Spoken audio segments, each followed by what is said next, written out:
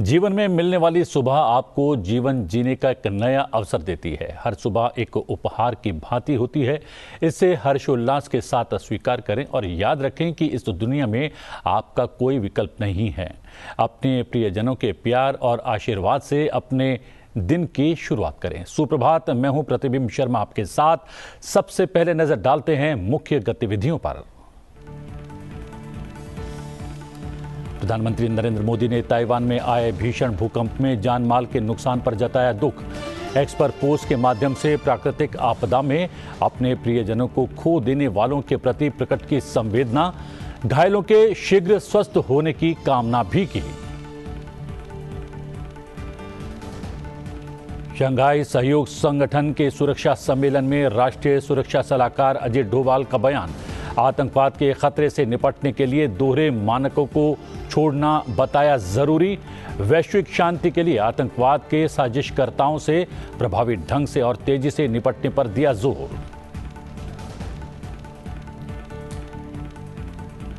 केंद्रीय गृह मंत्रालय ने विदेशी अंशदान विनियमन अधिनियम के विभिन्न प्रावधानों के कथित उल्लंघन के लिए 5 गैर सरकारी संगठनों का पंजीकरण रद्द किया। पंजीकरण रद्द होने के बाद विदेशी योगदान हासिल नहीं कर पाएंगे 5 एनजीओज। राज्यसभा के 13 नवनिर्वाचित सदस्य आज लेंगे सदस्यता की शपथ। राज्यसभा के सभापति जगदीप धनखड़ ने बुधवार को 12 सदस्यों को संसद भवन में दिलाई शपथ। शपथ लेने वालों में केंद्रीय मंत्री डॉक्टर एल मुरुगन भी शामिल।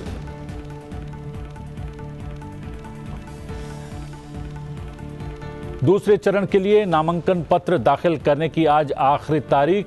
दूसरे चरण के मतदान में असम, बिहार, छत्तीसगढ़, जम्मू और कश्मीर, कर्नाटक, केरल, महाराष्ट्र, मध्य प्रदेश, राजस्थान, त्रिपुरा, उत्तर प्रदेश और पश्चिम बंगाल के अलावा बाहरी मणिपुर सीट का एक हिस्सा शामिल।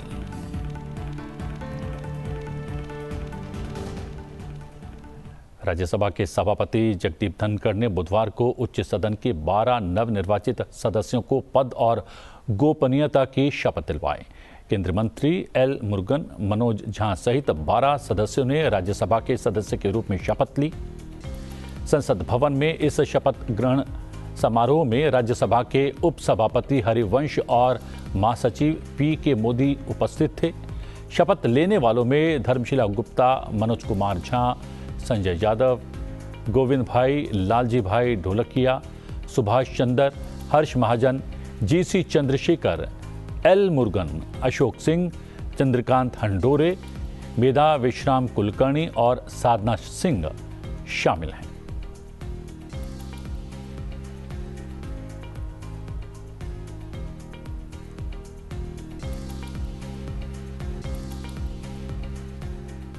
हम आपको बता दें कि आज राज्यसभा के 13 नवनिर्वाचित और पुनर्निर्वाचित सदस्य आज शपथ ग्रहण करने वाले हैं।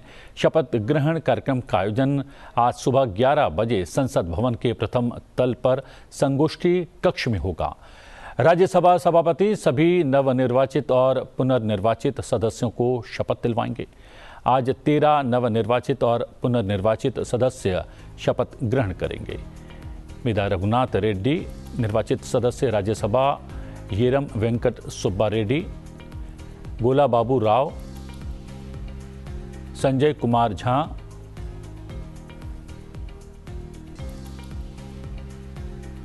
अजय माकन,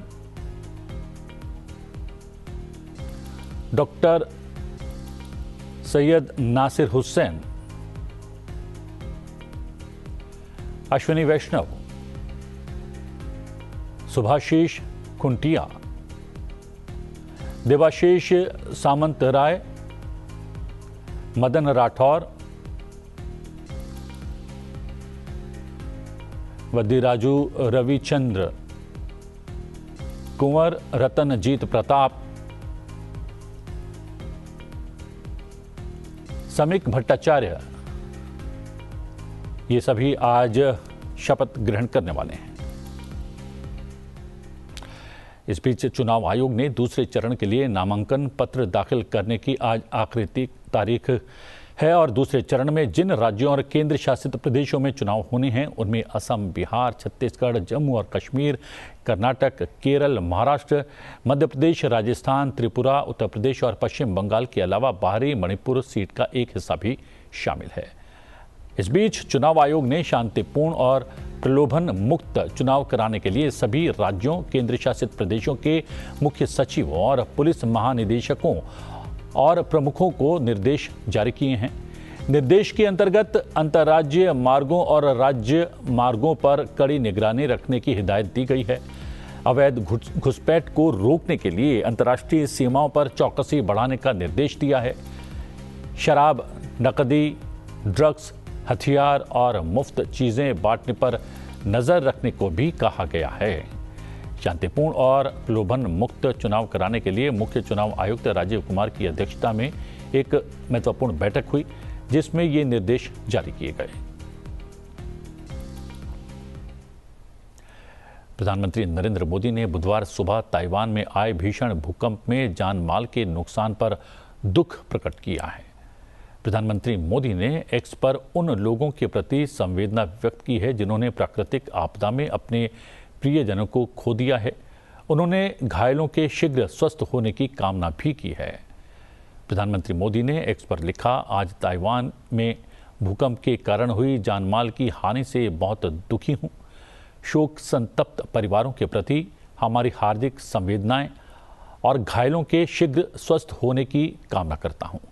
हम ताइवान के लचीले लोगों के साथ एकजुटता के साथ खड़े हैं क्योंकि वो इसके परिणामों को सहन कर रहे हैं और इससे उबर रहे हैं। बुधवार को आए शक्तिशाली भूकंप में 9 लोगों की मौत हो गई और 900 से ज़्यादा लोग घायल हो गए। इसे ताइवान में कम से कम 25 वर्षों में आया सबसे बड़ा भूकंप माना जा रहा है। राष्ट्रीय सुरक्षा सलाहकार अजित डोभाल ने आतंकवाद के खतरे से निपटने में दोहरे मानकों को छोड़ने का आह्वान करते हुए कहा है कि आतंकवाद के साजिशकर्ताओं से प्रभावी ढंग से और तेजी से निपटा जाना चाहिए। कजाकिस्तान की राजधानी अस्ताना में शंघाई सहयोग संगठन के एक सुरक्षा सम्मेलन को संबोधित करते हुए उन्होंने क्षेत्र में आतंकवाद समेत विभिन्न मुद्दों पर अहम चर्चा की। डोभाल ने इस बात पर जोर दिया कि भारत और एससीओ देशों के बीच संबंध कई सदियों पुराने हैं और वो इसे और गहरा करने के लिए प्रतिबद्ध हैं। उन्होंने ये भी कहा कि एससीओ सदस्य देशों की संप्रभुता और क्षेत्रीय अखंडता का पूरी तरह से सम्मान किया जाना चाहिए। एनएसए अजित डोभाल ने 22 मार्च को मॉस्को में हुए आतंकी हमले की कड़ी निंदा की और पीड़ित परिवारों के प्रति संवेदना व्यक्त की। उन्होंने अपने रूसी समकक्ष से कहा कि आतंकवाद के खतरे से निपटने के लिए भारत सभी रूपों में रूसी सरकार और लोगों के साथ एकजुट है। एनएसए डोभाल ने कहा कि सीमा पार से आतंकवाद सहित आतंक का कोई भी कृत्य, चाहे वो किसी के भी द्वारा कहीं भी और किसी भी उद्देश्य से किया गया हो, उचित नहीं है। उन्होंने कहा कि आतंकवाद के मामले में दोहरे मानदंडों से दूर रहना चाहिए और उन लोगों को जवाबदेह बनाना चाहिए जो आतंकवाद के प्रायोजक, वित्त पोषक और मददगार हैं।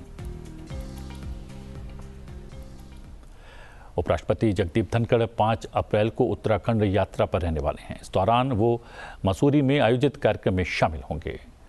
उपराष्ट्रपति जगदीप धनखड़ शुक्रवार को उत्तराखंड यात्रा पर रहेंगे। उपराष्ट्रपति कल सुबह करीब 10 बजे दिल्ली से विशेष विमान से जॉलीग्रांट पहुंचेंगे। उसके बाद वो मसूरी स्थित लाल बहादुर शास्त्री अकादमी में आयोजित कार्यक्रम में हिस्सा लेंगे। वो देहरादून जाएंगे और मसूरी में आयोजित कार्यक्रम में शामिल होने के बाद वो शाम को दिल्ली लौट आएंगे। कार्यक्रम का सीधा प्रसारण आप संसद टीवी पर देख सकेंगे।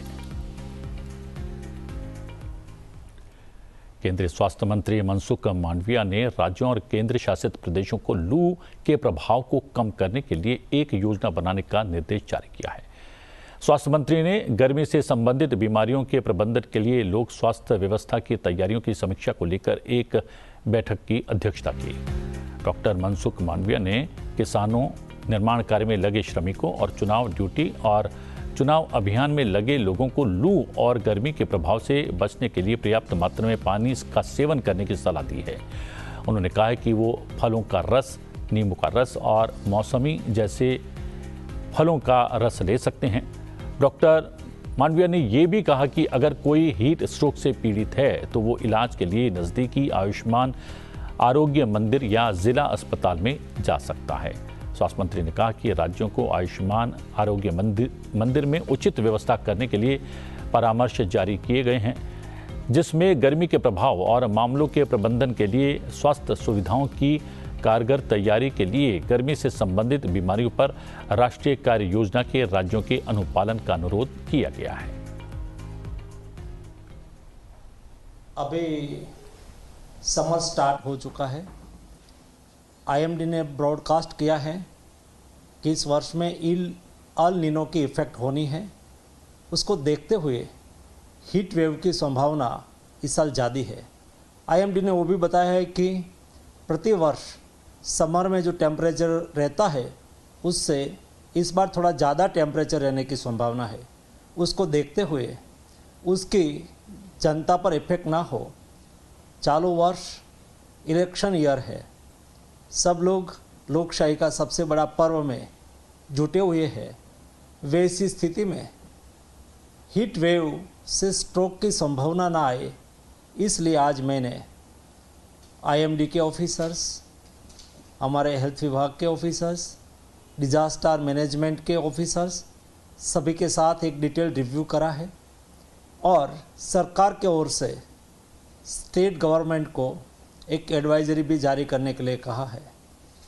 इस वर्ष में जब आप इलेक्शन के कैंपेन करेंगे तो मेरा सुझाव है कि आप पानी पीते रहिए और साथ में पानी रखिए, बोतल रखिए।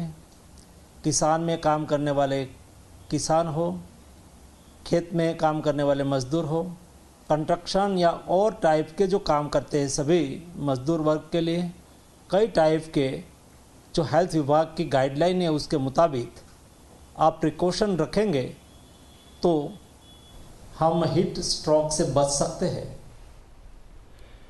केंद्रीय गृह मंत्रालय ने विदेशी अंशदान विनियमन अधिनियम के विभिन्न प्रावधानों के कथित उल्लंघन के लिए 5 गैर सरकारी संगठनों का पंजीकरण रद्द कर दिया है।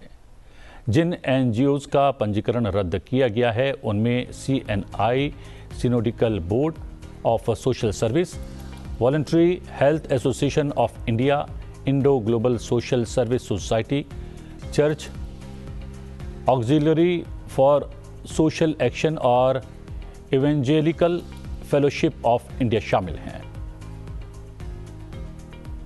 5 एनजीओज पर प्रावधानों के विपरीत गतिविधियों में शामिल होकर कानूनों का उल्लंघन करने का आरोप है।